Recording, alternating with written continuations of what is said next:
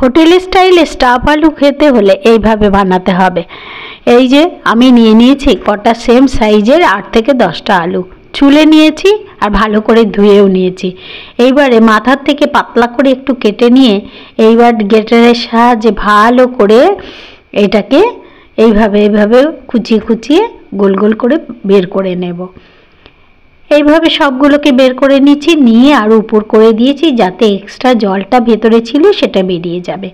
আর দিয়ে দিচ্ছি 8 থেকে 10টা কাজু, বড় 2 চামচের পোস্ত আর 1 কাপ মতো দুধ। এটা দিয়ে আমি পেস্ট করে নেব। এবার কড়া বসিয়ে দিয়েছি, তাতে দিয়ে দিলাম সামান্য একটু রিফাইন তেল, একটু কালো জিরে আর গ্রেট করে রাখার ভেতর থেকে যে আলুটা বেরিয়েছিল সেই আলুটুকুনো। এই আলুটা একদম ধিমি আঁচে সিদ্ধ ভাজলে তাহলে এমনি সিদ্ধ হয়ে যাবে। আর তার মধ্যে দিয়ে দিচ্ছি হাফ টমেটো, ছোট টমেটোর অর্ধেক টমেটো। এইবারে দিয়ে দেব একটু আদা গ্রেট করে, আর দিয়ে দেব একটু ধনে জিরে গুঁড়ো, একটু গরম মশলা গুঁড়ো, একটু নুন, একটু হলুদ। ব্যাস দিলেই নেড়ে চেড়ে নামানোর আগে 15 থেকে 20টা দিয়ে দিতে হবে কিশমিশ। হয়ে গেল পুর।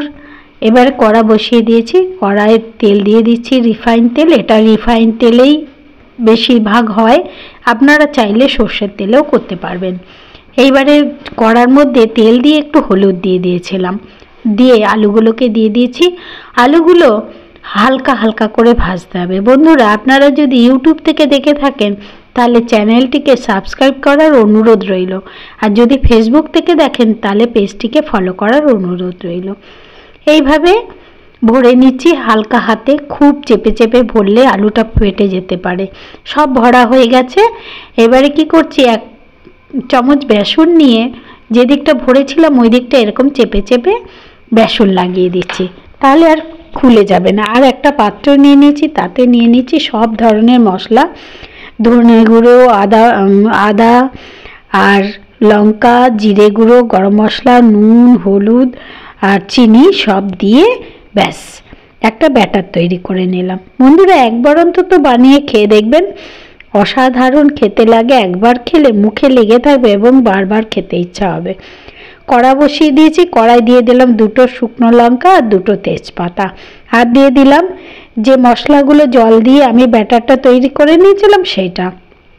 এবারে দিয়ে দিলাম, যেই ভাজা ভাজা হয়ে আসলে তেল ছেড়ে দিলেই ওই কাজু আর পোস্ত বাটাটা। এইভাবে নাড়িয়ে চাড়িয়ে একটু ঘি দিয়ে দিলাম। ঘি দিয়ে এইভাবে যখন মশলাটা কষানো হয়ে গেল, তারপরে জল দিয়ে দিয়েছি। জল দিয়ে এইবার আলুগুলোকে দিয়ে দিতে হবে। এইটা একটু কম আঁচে করলেই ভালো হবে, তাহলে আলুগুলো আস্তে আস্তে আস্তে আস্তে সিদ্ধ হবে। এই যে আলুগুলো দিয়ে দিয়েছি, আর বেশি জল দেওয়া যাবে না, 2 কাপ মতো জল দিলেই হবে।